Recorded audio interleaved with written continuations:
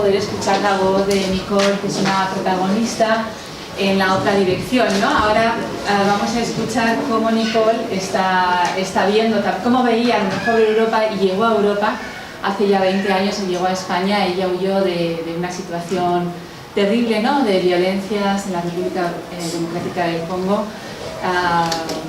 y vino a España sin conocer el idioma, pero a pesar de eso, ahora mismo dirige concretamente el Centro de Promoción de la Mujer en la Asociación Caribú. Ella es traductora con un programa de formación, de educación, en el que trabaja con 80 mujeres diariamente, y me imagino que después de estos 20 años, ¿no? Tiene esa visión equilibrada de esa interculturalidad, de ese proyecto de interculturalidad que podríamos construir escuchándole a ella. Tiene frases y denuncias muy potentes. Ha llegado a decir, y en la prensa lo han publicado, que la política de inmigración no es poner la cara del negro en la foto de un partido, por ejemplo, ¿no? Y el modelo de trabajar de ella, el modelo educativo en el que dice que se puede trabajar cantando, que a veces hay que explicarlo cantando, ¿no? Qué maravilla ese aprender, ese seguir aprendiendo con esos códigos, ¿no? Que a lo mejor son más adecuados que los de la enseñanza formal. Bueno, es muy interesante su testimonio como refugiada, o también el papel, ¿no? de los proyectos de inmigración. Y bueno, bienvenida, muchísimas gracias por compartir tu experiencia.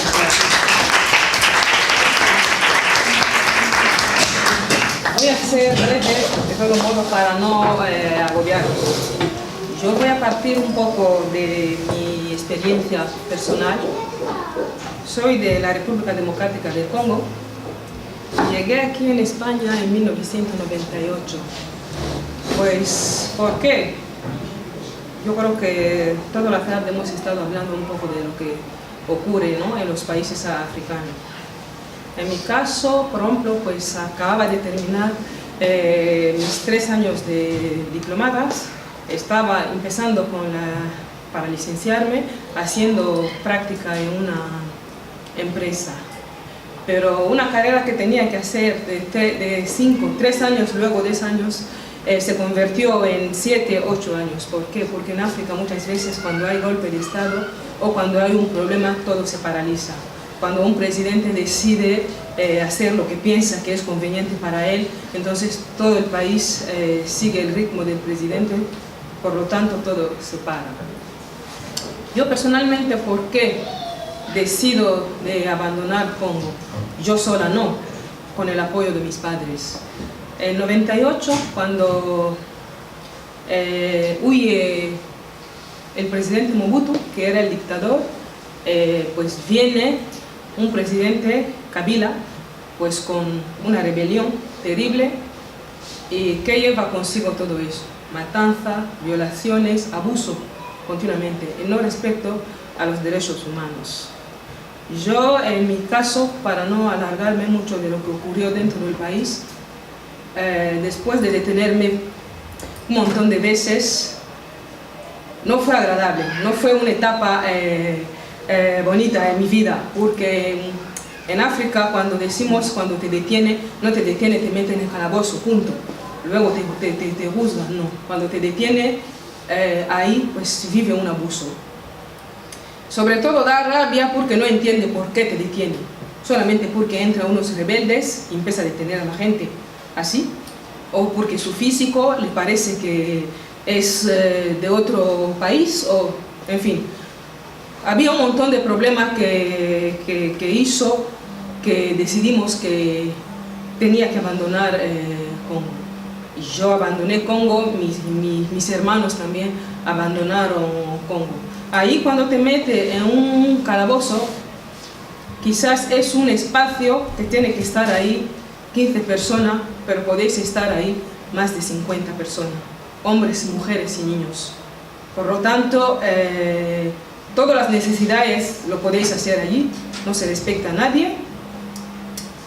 Yo cuando mi hermano decide que me ayuda a abandonar Congo, fue una salvación, porque tú dices, mira, dejo atrás todo lo que he vivido en el país, pero yo salí de Congo con mucha rabia. Y de hecho, cuando llego aquí en España, durante mucho tiempo, tenía como rabia dentro de mí, sobre todo hacia los policías. Pero al final terminé trabajando con ellos como traductora. Pero para mí me costó porque decía que son malos. Y yo al llegar aquí tuve que pasar por psicóloga, en fin, fue una etapa bastante complicada en mi vida. Pero luego al pensar, estar aquí, eres una afortunada. ¿Por qué? Porque hay mucha gente que sigue viviendo ese problema en África. Hay gente que se suicida, hay gente que se muere por trauma, porque cuando decimos que viola a una persona, sí que viola a una mujer, termina allí. Pero allí, en África, cuando digo en África, es verdad que es un continente, no es un país, pero más o menos el guión es parecido. A muchos países africanos que hay guerra, es el mismo guión. Pero aunque hay países en África que no viven violencia, que no viven guerra, pero la mayoría de los países africanos, las mujeres sufren violaciones. Por lo tanto, el guión se repite. Yo siempre digo, en África cuando abusa una persona, no solamente abusa de ti físicamente, pero quiere dejarte secuelas que jamás olvida en tu vida. Son cicatrices en la vida que se quedan para siempre. Aunque pasa años, te queda ahí para siempre. Porque yo digo, llevo aquí en España desde 98, pero siempre cuando pasa algo en el Congo o en un país africano, me vuelve esa rabia. Intentas perdonar, pero es algo que es natural, que se queda ahí para siempre. Por lo tanto, a mí me gusta mucho el proyecto de ADEPU para poder trabajar sobre el tema de desarrollo social. ¿Por qué? Porque en África muchas veces intenta ahogar un poco lo que es la educación, sobre todo de las mujeres. Porque la mayoría de las mujeres en África, si hablamos de las zonas rurales, muchas son analfabetas. ¿Por qué? Porque no interesa a los gobernadores poder educar a esas mujeres. Porque sabe que cuando las mujeres tienen educación, se levanta. Ellos mismos dicen, educar a una mujer es educar a toda una nación. Por lo tanto, hay mujeres potentes en África, tienen voz, están teniendo voz, pero no deciden. Por lo tanto, ese no ayuda mucho. Hemos visto lo que pasó con el tema del protocolo de Maputo. Son las mujeres que se levantaron para decir que aquí tenemos que poner órdenes, aquí tenemos que cambiar las normas, las leyes, sobre todo de cara a la protección de abusos sexuales, el tema de violaciones sexuales. Pero son cosas que están allí, en los papeles está puesto que hay que respetar esas normas, pero muchas veces no se respetan. Yo digo que hay bastante cultura, el profe lo acaba de decir, que son muy buenas, la cultura africana es muy buena, pero lo que pasa muchas veces, la mayoría de esas culturas es para abusar de las mujeres. Si hablamos del tema de mutilación genital femenina, de planchado de las mamas de las niñas de Camerún, engordar a las niñas de Mauritania, todas esas culturas solamente es para hacer daño a las mujeres. Por lo tanto, es difícil luchar desde el anonimato. Por eso que la mayoría de las mujeres estamos teniendo voz para poder denunciar esos abusos. Yo, por ejemplo, salí de Congo, tenía estudio, pero no sabía que tenía derecho lo que me había pasado yo en el calabozo, físicamente, psicológicamente, ir a denunciar en una comisaría. ¿Qué pasa? Porque la gente siempre tiene miedo. Aquí yo muchas veces digo, qué bueno es eso, que la primera vez que me fui a denunciar aquí en una comisaría, yo decía, pero ¿es posible que yo estoy yendo a una comisaría para denunciar? Porque es algo impensable en el Congo. Te pasa algo, por ejemplo, no puedes ir a denunciar, porque no sabe la persona que te escucha qué te puede hacer después. Por lo tanto, muchas veces se calla todo lo que vives dentro. Por lo tanto, es algo que no puede hacer avanzar a un país. ¿Por qué? Porque la mayoría de la gente está viviendo con rabia. Los gobernadores muchas veces esas cosas, esas cuestiones no les interesa. No les interesa, ¿por qué? Porque destabilizar a la nación ellos aprovechan para poder robar, para poder hacer otras cosas que la gente lo calla. Porque una persona que tiene su problema personal no tiene ganas de luchar por todo un país. Ve un poco lo que a ella la preocupa. Yo cada vez que vuelvo a Congo intento ir en los campos de refugiados, sobre todo a visitar a las niñas. Tengo una pequeña asociación que suele ayudar a unas cuantas niñas de 8 años, pero que ya son niñas que se acuestan con los hombres, porque es que hay un nivel de pobreza que es muy alto y el gobierno no toma en serio todas esas cuestiones, ve más el tema de lavar sus imágenes de cara al exterior, pero lo que pasa realmente dentro, nadie soluciona ese problema. Yo digo, gracias, hoy día hay un montón de asociaciones, pero son las asociaciones pequeñas que trabajan realmente en el campo para poder ayudar. ¿Por qué digo que son asociaciones pequeñas? Porque hay asociaciones importantes, que conocemos, importantes, que siempre siguen el protocolo de los gobiernos de los países africanos. ¿Por qué? Tú vas ahí para cambiar las cosas. Si el gobierno no está de acuerdo, te echan del país. ¿Cómo? A esas organizaciones les interesa más bien estar en esos países africanos, por lo tanto, calla la verdad. Pero son asociaciones pequeñas que hoy día están trabajando realmente en el campo y ayudar.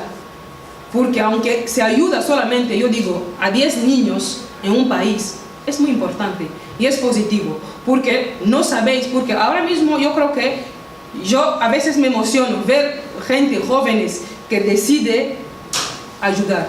Eso es muy positivo. ¿Por qué? Porque no solamente que vais a ayudar a esas personas por la educación, sino a sobrevivir. Es la vida misma que vais a dar a esa persona. Por lo tanto, gracias por comprometeros a ir allí a ayudar. No solamente es niñas, no solamente hablo de mujeres, pero sino también de hombres, porque hay niños jóvenes que se convierten en niños soldados. Es que es un guión que en África la violencia nunca termina. La violencia nunca termina, ¿por qué? Porque esos niños soldados han matado a sus propios padres. Un niño que ha matado o se ha acostado con su madre, ese niño ve a otra persona como un animal, porque sí la han obligado a hacer daño a su hermano, a violar a su propia hermana, a su madre. Ese niño, otra persona, no existe.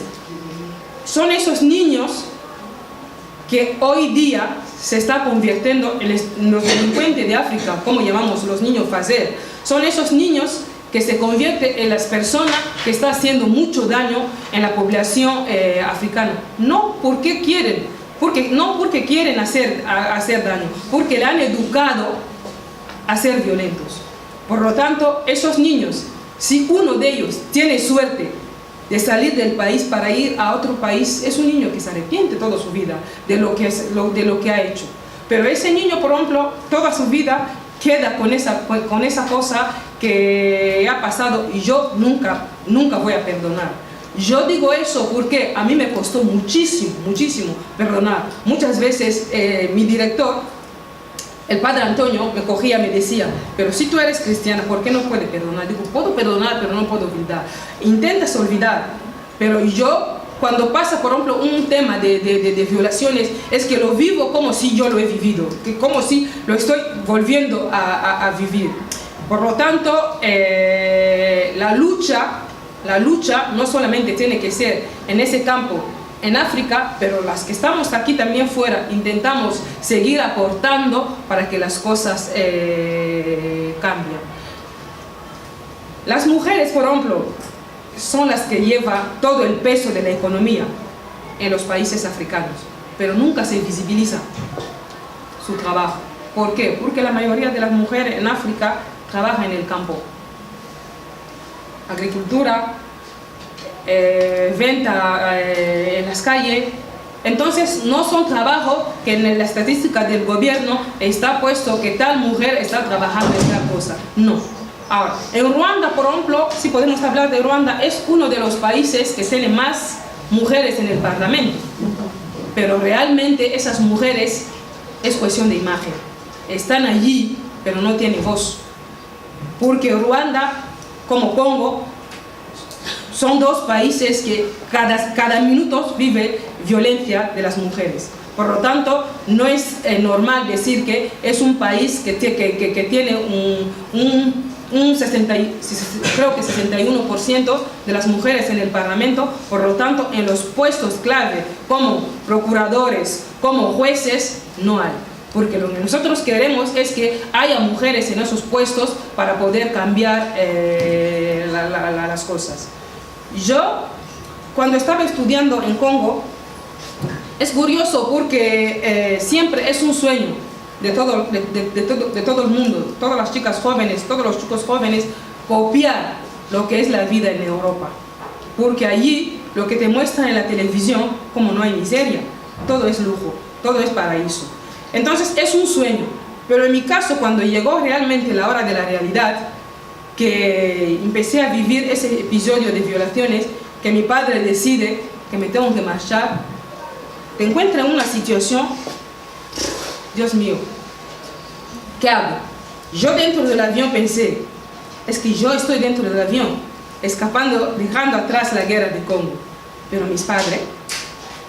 Entonces está siempre diciendo, mira, tus padres siempre piensan lo que es bueno para ti, porque en esa época las que más viven el tema de violencia son chicas jóvenes y niñas. Yo dentro del avión pensé, ahora es otra vida, pues era muy joven. Llego a Bruselas, es mi hermano que me hizo todos los papeles para poder viajar. Llego a Bruselas, mi hermano era estudiante, por lo tanto vivía en una residencia de estudiante. No me podía llevar con él. Tenía que vivir en casa de una prima muy lejana. A los 2 días de llegar a Bruselas, hay una chica de República Centroafricana que no tenía documento, que la policía la quería deportar. Ella se negó, no quiso subir en el avión, empezó la pelea, pues se asfixió, murió. Él dijo, Dios mío, llevo 2 días aquí, he huido de guerra, entonces ¿qué me pasa aquí? En ese momento no piensa 2 veces. La vecina de mi prima me dijo, es que en España, según ella, que en España esas cosas no pasan. Yo creo que sin pensar, porque el pasaporte que yo tenía no era mi pasaporte. Había un visado, pero no era mi pasaporte. Entonces cogí un autobús, me vine aquí en España. Realmente llego en España. Yo siempre digo, no me acuerdo en qué estación llegué, pero llegué a una estación, desde Bruselas en un autobús, aquí en España, pero no sé en qué estación. Dios mío. Llego allí, me parece que a las 12, era el 28 de octubre, hacía mucho frío, yo no tenía ropa de invierno, horas y horas a ir en la estación, empecé a ver que hay una realidad aquí, empecé a llorar, pero digo, ¿qué pasa?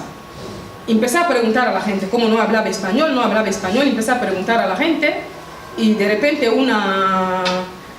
pregunté a una señora que sí me podía ayudar a encontrar un hotel. Realmente yo lo que quería era un hostal porque no tenía dinero suficiente. Me llevó a un hotel de lujo. Entonces, que estaba cerca de la estación. 2 días después de estar en ese hotel, yo no tenía dinero. Y en esta época no era como la facilidad que tenemos aquí, de los teléfonos. Era imposible, yo no podía ni llamar a mi hermano para decir, mira, me está pasando eso, ni a mis padres, porque no había posibilidad de hablar por teléfono, no tenía posibilidad. Y el hombre de la recepción del hotel me dijo, me tienes que pagar o te tienes que salir. Me entendía con él en francés. Yo digo, pero ¿dónde voy a ir? Porque no tengo dinero. Me dijo, pero tú a las 12 tienes que salir. Entonces pasé ahí horas y horas llorando. Yo creo que si realmente sigo estando ahí y sola, que me lleva en el albergue de Caribú. Es verdad, para mí fue como, yo no sé si llamarlo un alivio o qué. Llego ahí en el albergue, de repente veo un montón de niños y yo pregunto a la monja, ¿y dónde voy a vivir? Me dice aquí. Digo, ¿pero aquí dónde? Me dice, aquí. Entonces, o era eso o no era nada. Digo, Dios mío. Yo empecé a pensar un poco de las mujeres que están en Congo, de las mujeres que están en África, que no han tenido oportunidad de poder salir. ¿Cómo podía despreciar la oportunidad que me estaba dando? Digo, vale. Pero ese no me quitó, ¿cómo explicarlo? No me quitó el dolor que yo tenía, ¿no? Digo, pero ¿cómo yo voy a vivir aquí con un grupo de gente que yo no conozco, que no sé de mi familia ni de mi país? ¿Cómo puedo vivir así? Pero al final, día tras día, todo eso pasa, lo vas entendiendo, ¿no? Lo vas entendiendo. Y yo, cuando me metí un poco en el mundo de decir, he entendido lo que me ha pasado, por lo tanto, tengo que luchar por mi vida. Entonces, la primera de las cosas que el director de la asociación me ayudó, y hoy que agradezco muchísimo, que tú tienes que estudiar. Formación, formación, formación. Porque si no, no puedes salir adelante. Y eso yo lo que intento también volcar a las mujeres inmigrantes, que llega, que tienes que tener objetivos en la vida. Estudiar, estudiar, estudiar. Pero también estamos hablando, hay muchas mujeres que hoy día están llegando que no tienen formación. Pero es bueno, asociaciones que están empezando a trabajar en África, meterse mucho en el tema de educación. Porque ese solamente no es ayudar a esa mujer desde su país de origen, pero sino también a otros países. ¿Por qué? Las mujeres que estamos aquí, es verdad, yo puedo decir que estoy aquí, estoy bien, pero siempre mi mirada también está hacia mi país, que es África. Tengo la nacionalidad española, tengo que integrarme porque, pero no pierdo mi identidad sigue estando allí. Por lo tanto, yo intento también ayudar a las mujeres que están en África para que cambie un poco de mentalidad. No es fácil. Tú no puedes cambiar la mentalidad de una persona, pero sino aportar a que esa persona pueda reflexionar. Una mujer, por ejemplo, que está muy metida en el tema de ablación, que sepa que es algo muy negativo, no solamente en su vida, sino en la vida de todo un país. Yo creo que hay muchas mujeres hoy activistas que están intentando un poco lo que estamos aprendiendo aquí en Europa, poder volcarlo ahí para poder erradicar un poco las culturas que solamente desfavorece a la persona, de la vida humana, ¿no? Entonces, cuando digo que la mujer africana se queda detrás en el tema de visibilizar, es verdad. ¿Por qué? Porque hoy día una mujer puede terminar sus estudios. Aquí también vemos que hay crisis, pero por lo menos hay oportunidad en la vida. Aquí yo no creo que la gente pueden pasar días y días sin comer, pero ahí en cambio sí. Ahí hay niñas o niños que están estudiando en condiciones como una persona puede estar sentada en el suelo y estudia durante horas y horas y horas. Todo eso yo cuando veo que hay campaña solamente para donar bolígrafo, cuadernos, quizás aquí la gente le puede parecer que es poca cosa, pero ahí no es poca cosa.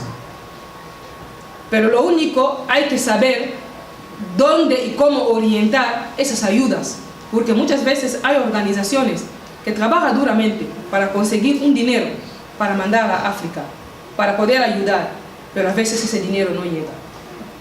Ese dinero no llega. Por lo tanto, las organizaciones, vosotros seguramente no vais a cambiar la estructura de un país, pero yo creo que también como joven podéis aportar algo para poder innovar el sistema. No podéis seguir el mismo guión que las organizaciones grandes suelen tener, respetar al protocolo. Es verdad que hay que respetar las normas de un país, pero también tenéis que pensar lo que es bueno para poder ayudar a las personas. No solamente las leyes, pero lo que es humanamente positivo para poder ayudar a una persona. Yo eso por eso que digo muchas veces, el modelo de la convivencia en una sociedad no tenemos por qué dejarlo solamente en manos de los políticos, sino nosotros mismos los ciudadanos podemos diseñar un modelo que puede ser eficaz y positivo para poder hacer las cosas bien. Por lo tanto, yo creo que con esa idea, si vais en África, es verdad, porque no llegas directamente, ese no está, yo lo cambiamos, porque os van a echar, no vais a colaborar, no vais a trabajar. Porque seguramente la asociación que vais a encontrar ahí, que es ADEPU, porque vais en la mano, ellos conocen el terreno, sobre todo de Ghana, os van a decir, mira, hay cosas, hay tal, lo que estamos haciendo. Pero podéis aportar ideas de cómo innovar, porque a lo mejor solamente si trabaja con las niñas, pues podéis decir cómo no orientamos a esas niñas a tal, porque hay niñas también enfermas, hay niñas que tienen enfermedades que no se tratan en África, hay niñas que se mueren, está puesto allí, enfermedades que se puede evitar. Por lo tanto, tenéis ya un guión bastante potente para poder orientar un poco el voluntariado que vais a hacer hacia caminos diferentes. No podéis solamente limitaros porque estamos trabajando con la niña por el tema de escolarización. Yo creo que podéis abrir los campos, también meter a cosas de innovación, hombre, que no sobrepasa el presupuesto que la asociación tiene, pero yo creo que con muy poco, con el calor humano muchas veces es una ayuda. No solamente es una ayuda que es el dinero que cuenta para poder ayudar a una persona, no. Yo creo que solamente el hecho de estar con una persona, cercana a una persona, escuchar a una persona es una ayuda. Yo creo que yo he superado muchas cosas aquí porque hay gente también que me escucha. Hay gente que te escucha, hay gente que te apoya y eso te ayuda mucho. Tu autoestima sube. Porque yo cuando empecé a trabajar en la asociación, empezó un poco primero con la policía, la gente que yo odiaba cuando llegué, pero poco a poco empecé a entender que en el mundo hay cosas que se puede hacer. Yo siempre decía, yo de verdad pienso que un día quiero ayudar a las mujeres. Pero no tengo dinero, pero sí que me apetece muchísimo ayudar a las mujeres. Cuando poco a poco dentro de la asociación empecé a cambiar de trabajo, de puestos, mediador intercultural, acompañante y tal, cuando me nombra coordinadora del Centro de Formación y Promoción de la Mujer, yo la primera cosa que dije al director, ¿me puedes dejar un poco también la libertad de poder hacer cosas que pienso que puede ayudar a una mujer africana que viene de África aquí? Es verdad que una mujer africana que ha nacido aquí o una mujer que ha llegado aquí con menos de 10 años y una mujer que ha llegado con la mayoría de edad no piensa de la misma forma. Hay una diferencia. Por lo tanto, yo tenía, porque las usuarias nuestras no son gente que ha nacido aquí. Tampoco son gente que ha llegado aquí con 4 años. Son gente ya que ha venido aquí como mayor, porque la gente que ha nacido aquí no aprende el español porque ha nacido aquí. La gente que ha llegado aquí con 4 años no acude en la asociación, pero para otro tipo de ayuda, pero no para formación. Por lo tanto, a mí me dio el director esta oportunidad de poder trabajar con esas mujeres aquí y ayudó muchísimo. Hoy puedo decir que ese centro es uno de los mejores centros de España, de cara a tener muchas mujeres. Y no digo que hacer las cosas bien, seguramente todos hacemos las cosas bien, pero sí somos muchas mujeres ahí, por algo será, ¿no? Entonces empiezas a ver un poco lo que a ti te pasó cuando llegó aquí, lo que faltó, lo que puedes meter en la asociación. Un ejemplo tonto, por ejemplo, el tema del menú, de la comida, porque yo cuando llegué era el 28 de octubre. empezaba a hacer frío. Entonces de repente una mujer que llega le empieza a poner garbanzo, le das coliflor, esas cosas en África no existen. Entonces esa persona que piensa primero en los problemas que ella misma ha vivido, o ese hombre, no solamente mujeres, entonces preocuparse también de otras cosas son cosas que se puede evitar. Yo no digo que le tienes que poner cordero, no. Porque a lo mejor aquí sí se come arroz con salchicha, en África no se come arroz con salchicha. Quizás con poca cosa se puede comer, pero una persona está satisfecha. Son cosas que hemos ido cambiando poco a poco dentro de la asociación, aparte del menú, del tema de cultura también, porque hay conversaciones también que muchas veces pueden ser tabú. Porque nosotros cuando empezamos con el tema de la conversación, es verdad, con una persona africana se puede hablar un poco de todo, pero también hay una mujer musulmana, hay una mujer cristiana, hay una mujer ortodoxa. Por lo tanto, cada persona tiene una manera diferente de entender las cosas. Porque, por ejemplo, tú puedes hablar libremente del tema de sexualidad, quizás con una mujer cristiana, pero con una mujer musulmana no puedes hablar directamente. A lo mejor hay que pedir permiso a su marido para que esa mujer asiste a clase. Nosotros hemos intentado un poco romper esa dinámica que el marido tiene que estar siempre encima de la mujer. Pero hemos ido, yo no sé si llamarlo trampa, pero hemos ido cambiando un poco de títulos, de tema, de curso, para que todas las mujeres se implican. Porque si pone, por ejemplo, un título, sexualidad, si hay 50 mujeres, solamente va a acudir 5 o 10. Por lo tanto, a lo mejor ponerlo como empoderamiento, pueden asistir todas las mujeres. Pero allí, cada una es libre cuando está escuchando a la persona que habla, si quiere seguir o no quiere seguir. En África hoy día también hay grupos de mujeres. No solamente va al campo, pero que se están formando. Las mujeres que están, por ejemplo, en la zona urbana, esas mujeres que están en la zona urbana viven también como mujeres europeas. La manera de vestirse, la manera de hablar, copia todo lo que vemos en las redes sociales, en televisión, en programas. Esas mujeres también viven esta vida como una mujer europea, una mujer moderna. Pero las mujeres que están en las zonas rurales no. Pero ahora mismo hay un montón de asociaciones, esas propias mujeres se están haciendo portavoces de su propia comunidad. Por lo tanto, esas mujeres aprenden también. Aprenden cómo defenderse. Es que el problema ahora mismo en África, lo que todavía no ha llegado en manos de todas las mujeres, saber que tiene derecho a denunciar. Saber que la libertad de expresión existe.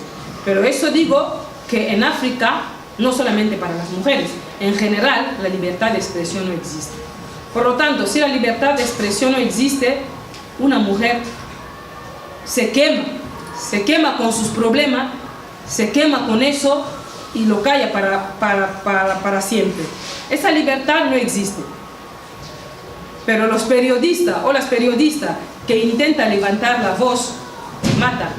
Yo aquí muchas veces cuando veo hay una manifestación en Madrid, el embajador es Oso, solamente hay 10 personas y le pone también la policía. Digo, qué bueno, porque ahí es que es impensable organizar una manifestación que la policía está ahí vigilando a las personas que se están manifestando. No, ahí es todo lo contrario, porque os estáis manifestando, es la propia policía que va a por vosotros y os tira, ¿cómo se llama?, gases lacrimógenos y os hacen daño.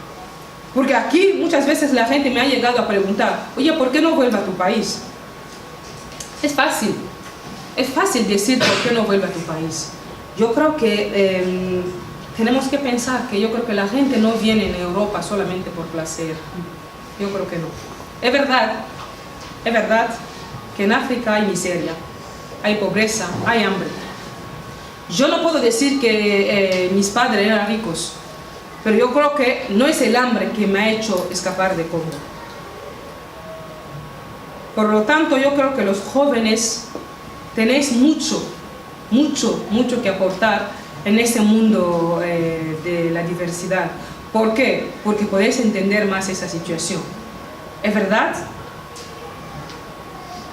Quizás somos muchos aquí, ¿no? En España. quizás, pero también yo creo que aportamos un plus. Yo creo que no solamente recibimos, también yo creo que aportamos. No es bueno decir lo que tú me das, está bien, es positivo, pero lo que yo te doy no te interesa. Yo creo que no. El compartir siempre es algo positivo. Yo, en mi caso, por ejemplo, cuando me preguntan si el racismo existe en España, yo siempre digo sí, no. Digo sí o no, ¿por qué? Porque en mi caso son los españoles que me acogieron. Son ellos que me dieron la oportunidad de ser como soy hoy. Pero como ahora, coordinadora del Centro de Formación y Promoción de la Mujer, sí que diría que el racismo existe en España. Porque yo, dentro de mi proceso de cambio de trabajo dentro de la asociación, hay un momento que estaba haciendo las llamadas para lo de bolsa de empleo. Y yo tuve que pedir al director que lo tengo que dejar. Porque yo era como un freno para poder dar la oportunidad a otras mujeres de tener trabajo. Porque solamente con mi voz, la persona directamente te dice, no, es que no estamos buscando personas de raza. No estamos buscando extranjeros. Pero a lo mejor si llama una española o un español, la persona le escucha hasta el final, bueno, puede decir que no cuando llega la persona ahí, pero por lo menos escucha hasta el final. Por lo tanto, aquí hay muchas cosas que se tienen que cambiar. ¿Por qué? Porque en las miradas también vivimos eso. Hay gente a veces que te dice, no, tú eres diferente. No, nadie es diferente. Si soy inmigrante, soy inmigrante. Todos somos inmigrantes. Por lo tanto, yo creo que no es el color de la piel de una persona o el puesto de trabajo de una persona que importa. Yo creo que más bien lo que importa es lo que esa persona puede compartir, es lo que esa persona puede aportar. Porque la cultura africana también es muy rica. No solamente todo es pobreza, porque aquí yo siempre ataco también a los periodistas, porque ha vendido un poco a África como solamente un país de miseria.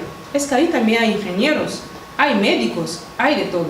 Hoy día hay mujeres potentes que están mundialmente también reconocidas. ¿Por qué no podemos coger ejemplo de esas personas que son gente que están aportando un plus en un país?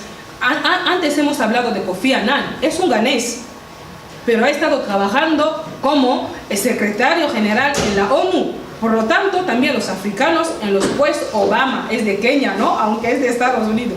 Por lo tanto, yo creo que tenemos que abrirnos un poco el campo de decir, yo puedo aportar, esta persona también puede aportar. Seguramente vosotros vais a ir en África, porque en África el blanco es como, no sé, no cómo llamarlo, porque en África siempre se piensa que no hay ningún blanco pobre. Es que todos los blancos son ricos. Por lo tanto, el recibimiento de la gente blanca en África es muy diferente. Porque hay una amiga que me dice, es que en África también hay racismo, porque la gente me llama, porque en África también los blancos os llamamos de nombres, para que no entendáis, Muzungu, Mundele, entonces ahí también os tenemos como nombres. Pero hay blancos también que piensan que los negros son racistas. Pero yo creo que esa visión es diferente una vez que llegas ahí. Es verdad que la gente te van a mirar, la gente que no, pero yo creo que la importancia que da a un blanco en África es diferente. Yo siempre digo que no se trata de tratar a los inmigrantes como reyes o como... No se trata de eso, pero dar a esas personas también su espacio. Su espacio de poder demostrar que vale. Yo creo que no pedimos mucho. Yo siempre digo que no pedimos mucho, sino solamente dejarnos un espacio para poder demostrar también que somos útiles en esa sociedad. Por lo tanto, no es bueno decir a una persona que está aquí, que está intentando integrarse, ¿por qué no vuelve a tu país? Seguramente, detrás de cada inmigración hay una experiencia humana. Hay una experiencia humana. Porque yo, como coordinadora del centro, cuando he recibido a mujeres que han pasado 7, 10 años en el desierto, llegar al centro, digo, Dios mío, soy una afortunada. A veces hay algunas que te llegan embarazada, no sabe quién es, pero una vez que estás en el terreno, te das cuenta que quizás lo que te han hablado de África no es así. Yo solamente os animo a ir, es verdad, también con precaución. No vais a ir para cambiar el mundo o para comer el mundo, sino ayudar y aportar lo que podéis aportar. Y de hecho, seguramente la gente os va a agradecer. Esas personas que vais a ayudar siempre os van a agradecer, yo creo que toda la vida, porque hay gente cuando recibe una ayuda, yo creo que la mujer africana vive un poco en paz con ella misma por la alegría que tiene. Porque aunque está pasando por malos momentos, siempre es alegre. Yo me acuerdo perfectamente cuando estaba en el albergue de Caribú, no paraba de cantar, siempre. Y una señora que nos venía a visitar siempre me dijo, pero tú siempre andas cantando. Digo, es una forma un poco también de sacar el dolor que siento. Y de hecho muchas mujeres, cuando va al campo, está con su bebé en la espalda, canta. Yo creo que ese hace que la persona se siente como libre. Como libre. Por lo tanto, yo de nuevo, pues gracias por la iniciativa de verdad de ADEPU. Seguramente que vais a aportar un plus. Sobre todo como jóvenes tenéis otra visión, tenéis otras oportunidades de poder innovar cosas que quizá puede ser útil para esas personas. Pues gracias. Sí, tenéis...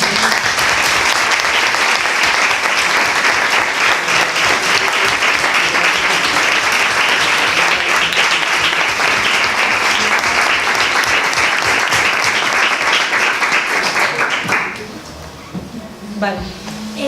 Yo, si puedo, quería preguntarte cuál es tu opinión sobre el movimiento feminista y si lo ves muy lejano a África. Es un movimiento de verdad que está creciendo mucho, es verdad. Y además todos estamos ahí apoyando esos movimientos. Pero ojalá que lo que decida esas mujeres no solamente sea en papel, sino realmente que se aplique. Porque aquí, por ejemplo, hay movimientos feministas cuando tiene algo, la gente se levanta en la calle y se aplica. Pero ahí en África no. Queda muy lejos eso es que el movimiento feminista tenga una decisión y se respeta. Ojalá. Pero sí que está creciendo y todos estamos allí apoyando que vaya adelante porque cambiaría muchas cosas y el futuro de muchas mujeres. Sí.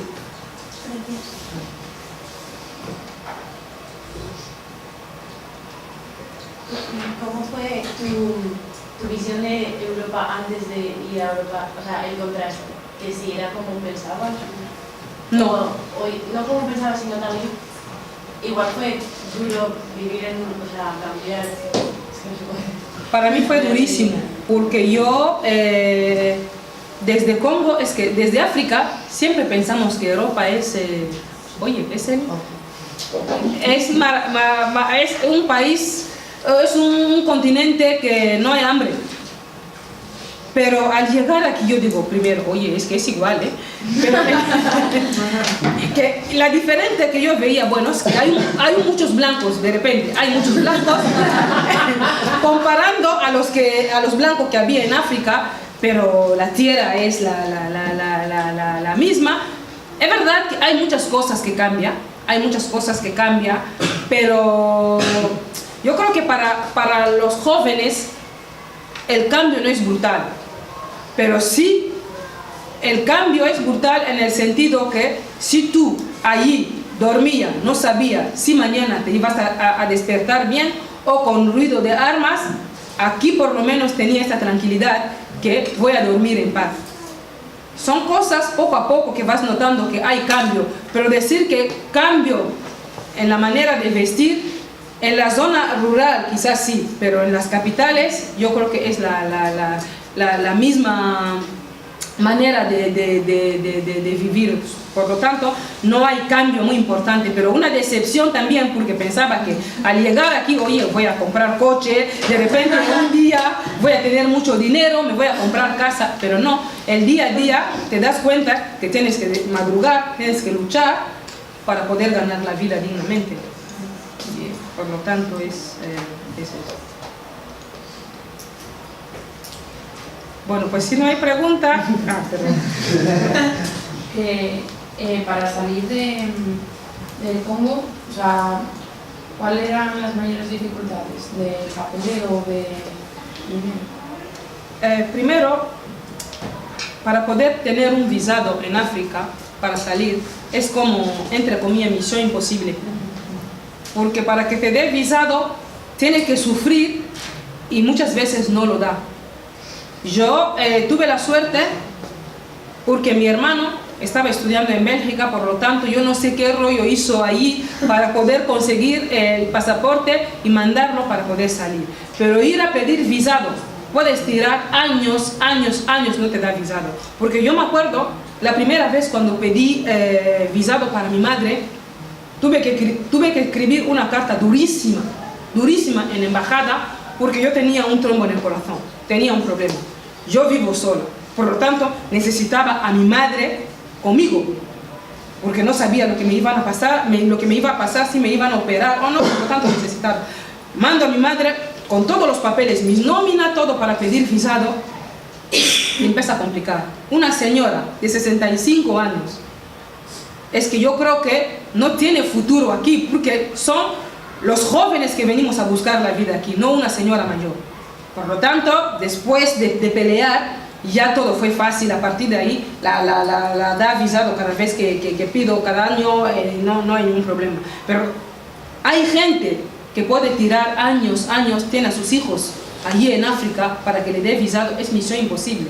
Por lo tanto, por eso que la gente arriesga sus vidas para poder salir de los países africanos. No es porque quieren, porque a veces hay gente que piensa, mira, yo prefiero arriesgar mi vida saltando una valla en el mar, en vez de vivir lo que estoy viviendo en los países africanos, porque hay gente que prefiere eso. Por lo tanto, es difícil juzgar a una persona por qué toma la decisión de lanzarse en esa aventura, de cruzar el desierto, meterse en el mar, seguramente para dejar su vida en el mar, pero hay motivo detrás de todo eso, porque el tema del visado no es fácil.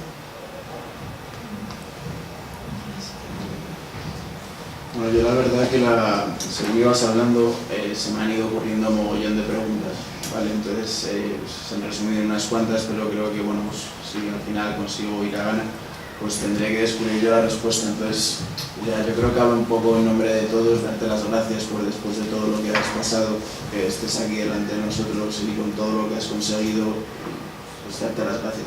Gracias a vosotros por escucharme.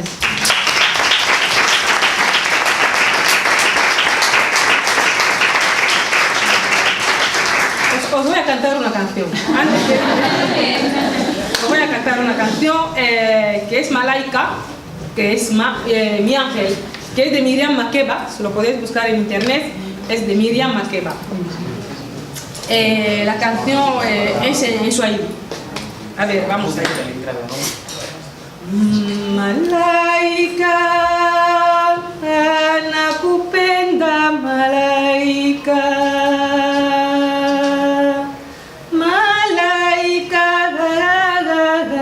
Nakupenda malaika, ningekuoa maliwe, ningekuoa dada, nashindwa na malisi inawe, ningekuoa malaika, nashindwa na malisi inawe. Ningekuoa malaika, kidege, hukuwaza kidege, kidege, hukuwaza kidege.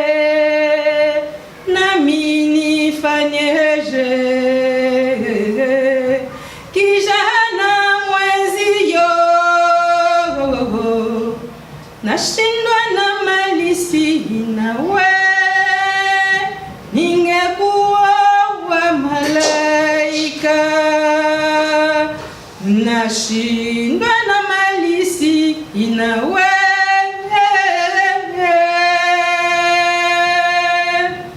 ningekuwa wa malaika. Gracias.